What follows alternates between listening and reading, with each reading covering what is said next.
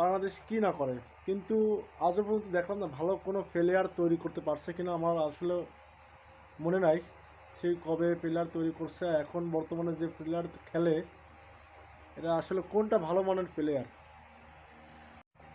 আপনি বাইরের দেশগুলো দলের দিকে তাকান, Australia, Bharat, south Africa, England, New Zealand, এদের দিকে তাকান, দেখেন তাদের দলের কয়টা প্লেয়ার আছে, কতগুলো ব্যাকআপ প্লেয়ার আছে। আর আমাদের বাংলাদেশে কোনো ব্যাকআপ কোনো প্লেয়ার নাই।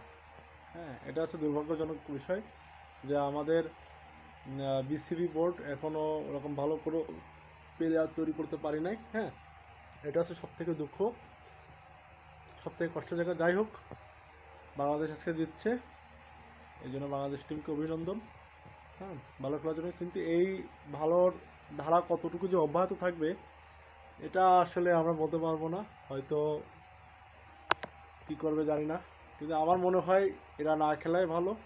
এরা খেললে মানুষের আবেগ নিয়ে খেলে। ওরা যখন ব্যাট করে তখন মনে হয় যে আমাদের মনের ভিতর, বুকের ভিতর দুক দুক করে যে কী হচ্ছে কী হচ্ছে। হ্যাঁ, যাই হোক, না খেলাই ভালো।